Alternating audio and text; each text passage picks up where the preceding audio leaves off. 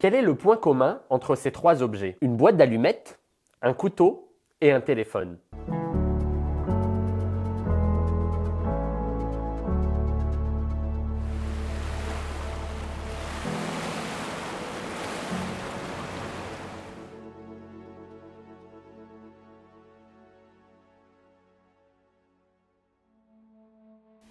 Alors, vous avez trouvé? Ils sont tous les trois utiles, mais peuvent rapidement devenir dangereux en cas de mauvais usage. Prenons par exemple le couteau. Il coupe des aliments, mais peut être utilisé aussi comme une arme. Les allumettes permettent d'allumer un feu de camp ou un barbecue, mais elles peuvent aussi provoquer un incendie. Enfin, le téléphone permet de communiquer, d'appeler au secours ou de servir de GPS, mais peut également être utilisé pour harceler ou pour arnaquer. Il en va de même avec la sexualité. La sexualité est comme l'un de ces objets.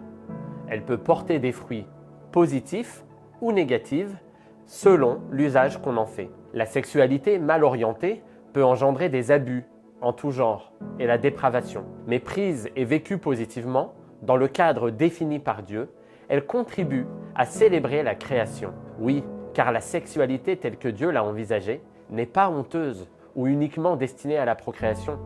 Elle fait partie de la beauté de la création. Dieu l'a voulu comme un langage d'amour, d'unité, contribuant à consolider les époux. Dans Proverbes 5 au verset 18 et 19, Dieu encourage l'homme à jouir de la sexualité avec sa propre femme comme quelque chose de beau et d'épanouissant. Que ta source soit bénie, fais ta joie de la femme de ta jeunesse. Biche des amours, gazelle pleine de grâce, sois en tout temps enivré de ses charmes, sans cesse épris de son amour. Le Cantique des Cantiques va aussi dans le sens d'une ode à la sexualité au sein du couple. Mais comment s'épanouir dans sa sexualité? Au départ, la plupart des couples sont attirés l'un vers l'autre sur le plan affectif et physique. C'est une expérience excitante qui conduit rapidement à une relation sexuelle satisfaisante.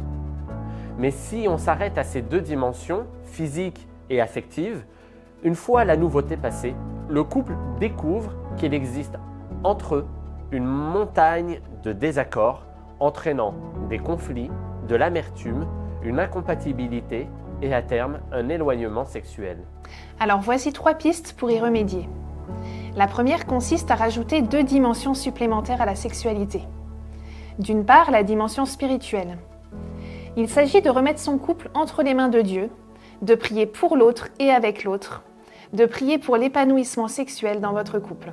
D'autre part, la dimension mentale, qui consiste à développer la générosité, la reconnaissance, le positif, l'indulgence dans le couple. Une autre manière d'améliorer sa sexualité est de dialoguer. Demandez à Dieu la force de dire ce que vous aimez, ce que vous n'aimez pas, et communiquez plus librement avec l'autre sur votre sexualité.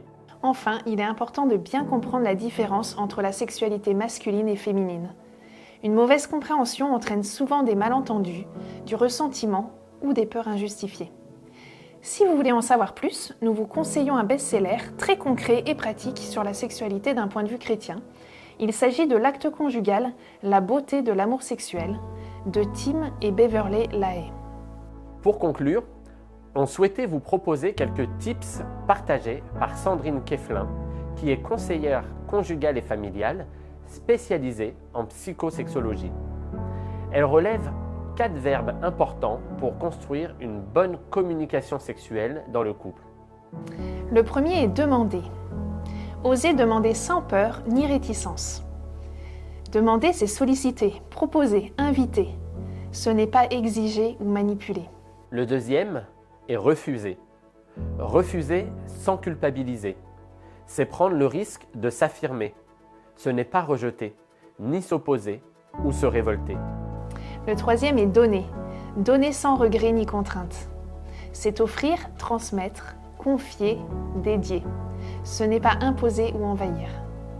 Enfin, le quatrième verbe est recevoir, sans se sentir redevable. C'est accepter et accueillir. Ce n'est pas subir, ni supporter ou voler. Ce soir, nous vous invitons à prier pour que vous puissiez expérimenter ces 4 verbes au sein de votre couple et jouir du cadeau de Dieu pour votre vie.